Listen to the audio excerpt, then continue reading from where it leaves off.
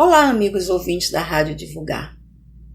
Olha, estou com uma leitura hoje para vocês fantástica, do meu querido Richard Simonetti. Adoro esse autor. Da vez que eu faço uma leitura dele, eu fico emocionadíssima, porque ele tem o dom de ensinamento, de colocação das palavras, que assim a gente fica muito feliz. E hoje nós estamos com a revista O Reformador do ano 129, número 2192, novembro de 2011, as páginas 14 e 15. O título de hoje é Uma Boa Ideia. Ele faz a narrativa de uma conversa com Mahatma Gandhi. E começa assim. Certa feita perguntaram a Mahatma Gandhi o que ele achava da civilização ocidental. E ele responde: acho que seria uma boa ideia. Bem-humorado e perfeito o pensamento do grande líder espiritual. Para entender o alcance de suas palavras, consideremos civilização, em sua expressão mais simples, como sinônimo de uma coletividade, orientada por organização social adequada. Leis justas e igualitárias que promovam bem-estar da população. Oportuno lembrar, a propósito, que todos os homens têm direito à vida, à liberdade e à felicidade, como sugere a proclamação da independência dos Estados Unidos da América. A população, por sua vez, numa civilização exercida a cortesia, o respeito às normas e ao próximo, guardando fidelidade à própria consciência.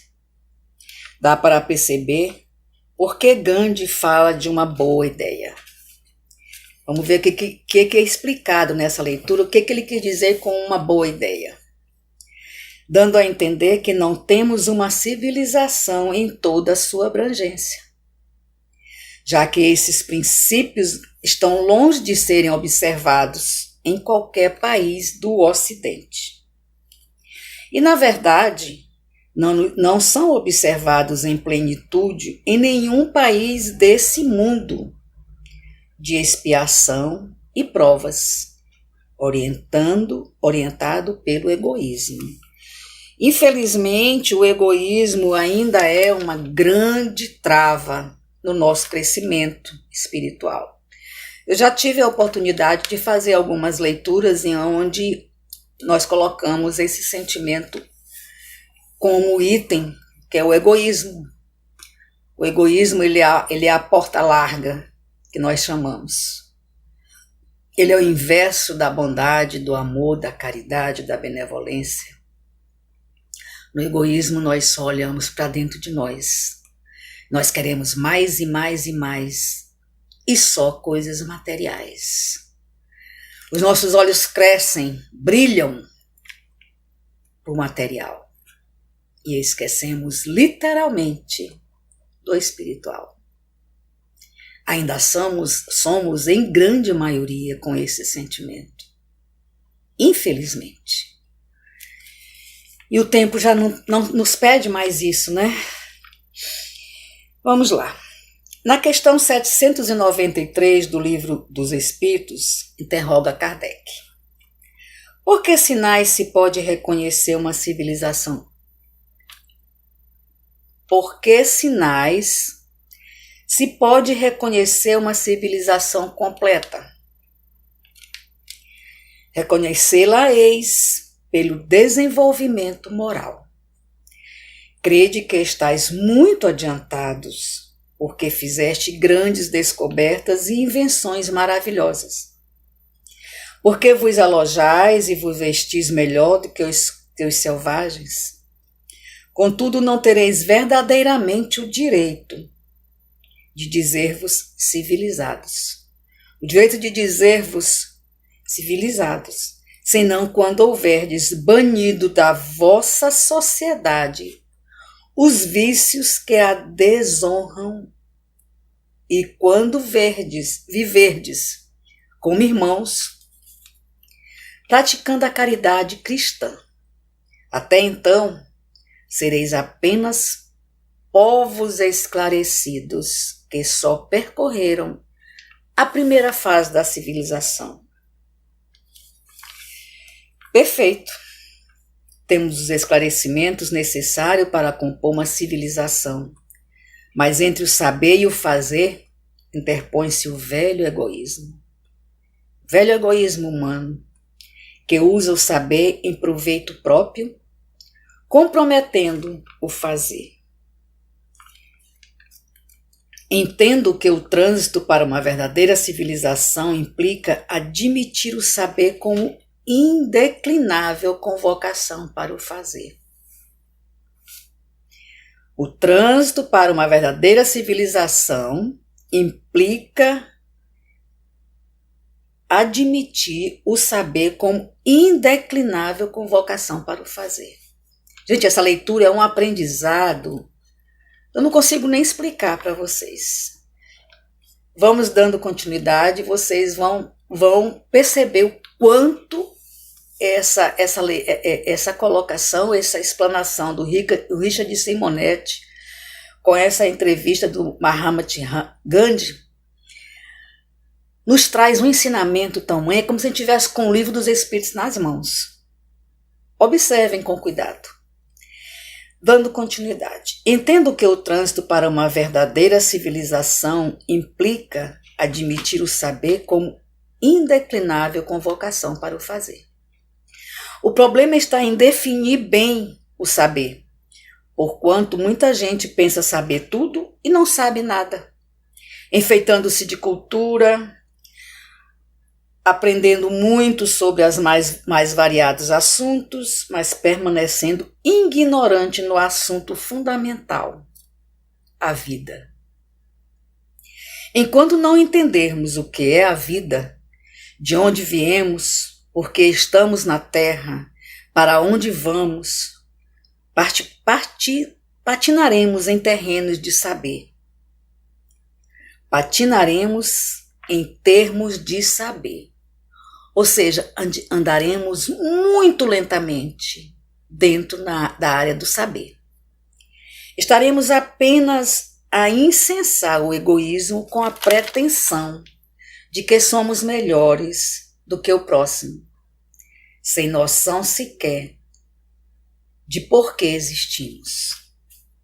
Ainda somos muito nessa fileira, né? A propósito, vale lembrar o encontro de Jesus com Hanan,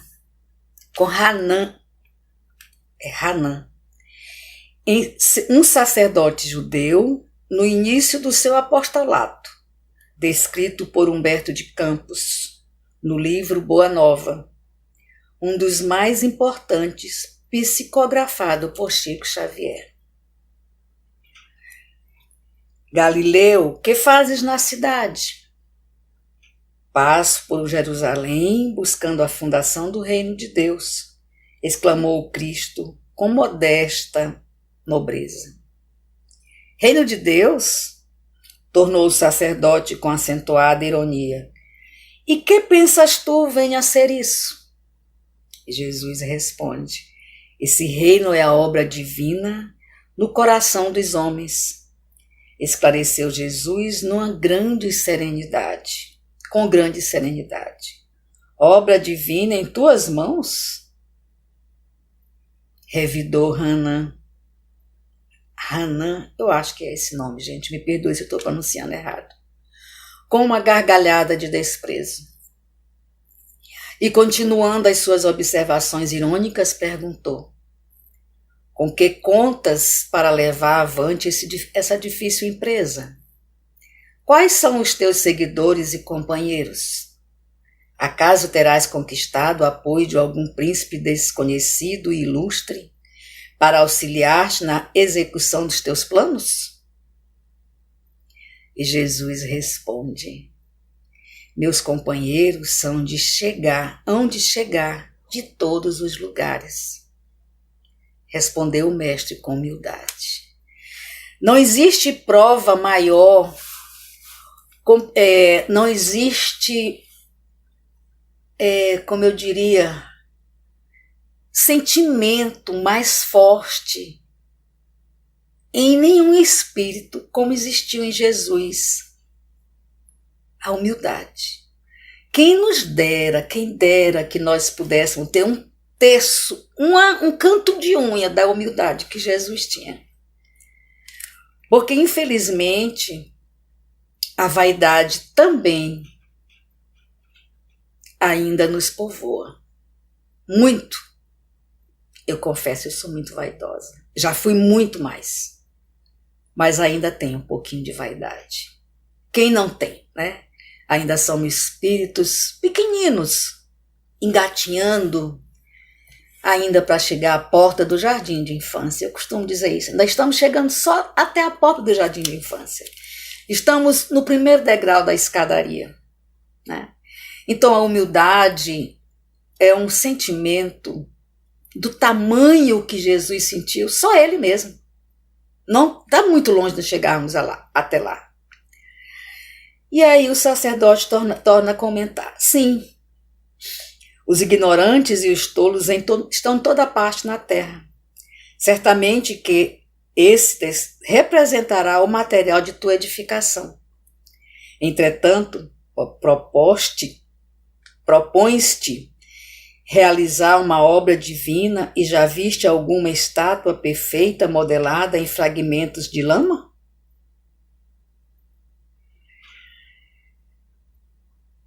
Sacerdote, replicou Jesus, com energia serena, nenhum mármore existe mais puro e mais formoso do que o do sentimento, e nenhum cinzel é superior ao da boa vontade. Olha a grandeza das palavras de Jesus. O sacerdote sempre replicando, sempre provocando, tentando humilhar Jesus, e ele com humildade, com serenidade, respondendo com todo cuidado de sentimentos as perguntas, as colocações dele, com palavras serenas. Eu fico imaginando, como diz uma amiga minha, quando a gente está na reunião da evangeloterapia, ela diz assim: eu imagino o olhar de Jesus. E eu agora me lembrei dela. Imagina o olhar de Jesus para esse sacerdote. Quanto amor ele deveria estar emanando com o olhar para esse sacerdote. E ele não entendeu. Porém, impressionado com a resposta firme e inteligente, o famoso juiz ainda interrogou: conhece Romas ou Antenas? Conheço o amor e a verdade, disse Jesus convictamente. Tem ciências dos códigos da corte provincial e das leis do templo?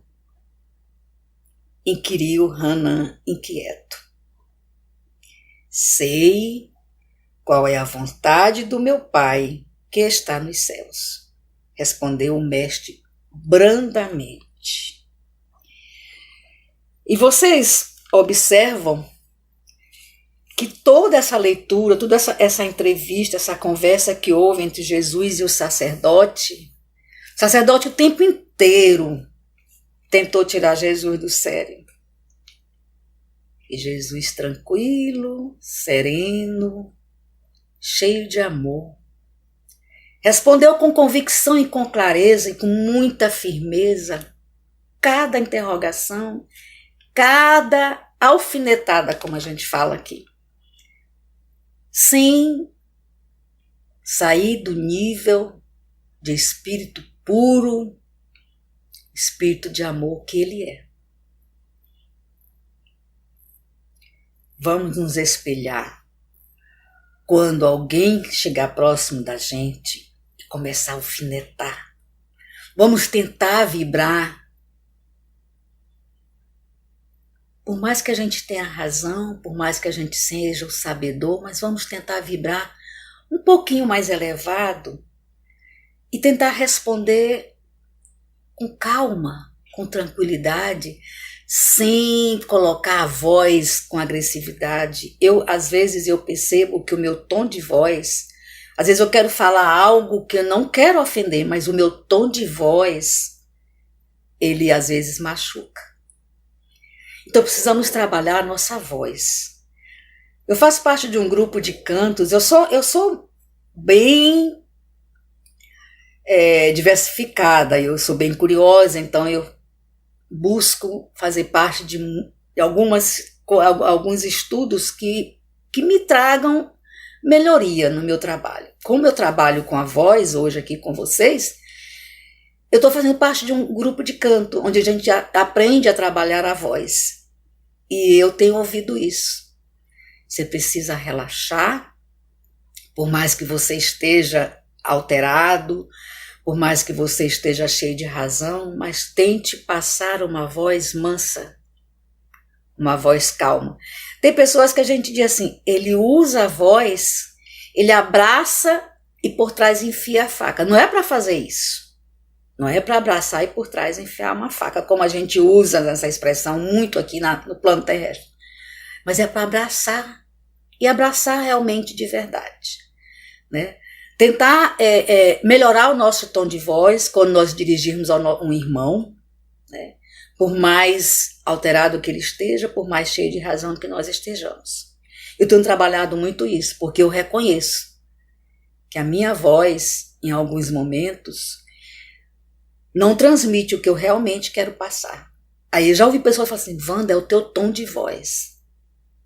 Então a gente precisa trabalhar isso.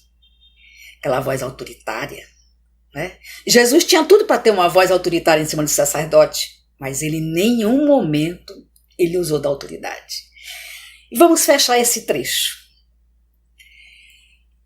Beleza de diálogo, amigos, com a simplicidade da sabedoria autêntica, Jesus nos ensina que o amor e a verdade são as bases de construção de uma verdadeira civilização, a partir do empenho em compreender qual é a vontade de Deus. Quanto tais princípios forem assimilados, a civilização ocidental deixará de ser apenas uma boa ideia. Entendemos agora, no final da leitura, o que Gandhi quis dizer com uma boa ideia, né? Quando no início, na entrevista, ele faz essa pergunta, né? Pergunta para ele o que ele achava da civilização ocidental, e ele responde que era uma boa ideia. E aí ele passa a demonstrar, a contar, né? Esse encontro de Jesus com o sacerdote, para ele comprovar em situações verídicas o que é uma boa ideia. O que ele quis dizer? Que nós ocidentais ainda somos uma boa ideia, ainda não estamos preparados para caminhar com mais leveza. Como eu digo, e já virou até uma palavra minha, atravessar essa ponte com mais cautela, com mais segurança, com mais cuidado. Que eu volto a dizer, a nossa vida é uma ponte, é um caminho, nossa encarnação, nossa estadia aqui é um caminho de ida e de volta. O cuidado de nós plantarmos boas sementes na ida é o resultado do que nós vamos encontrar na nossa volta. A ida é o caminho quando encarnados. A volta é o retorno à casa do Pai. Vamos pensar com carinho. E mais uma vez, obrigado pelos momentos em que você se dispõe a ouvir as minhas palestras. Fico agradecida demais por essa oportunidade. Sem vocês eu não conseguiria estar no ar há mais de 40 palestras. Fico muito grata E mais uma vez, obrigada por tudo, por esse momento que me faz transmissora da doutrina espírita, ainda engatinhando, mas porém com convicção que estou no caminho certo. Graças a vocês e aos meus mentores e orientadores espirituais. Trabalho quando vem para nossa porta, nós não podemos dizer não. Precisamos estudar, estudar, estudar e fazer o trabalho que nos foi confiado. Fiquem com Nossa Senhora, que seu manto sagrado o cubram a todos, com saúde, com cura e com muita benevolência. Wanda Barros, para a Rádio Divulgar.net.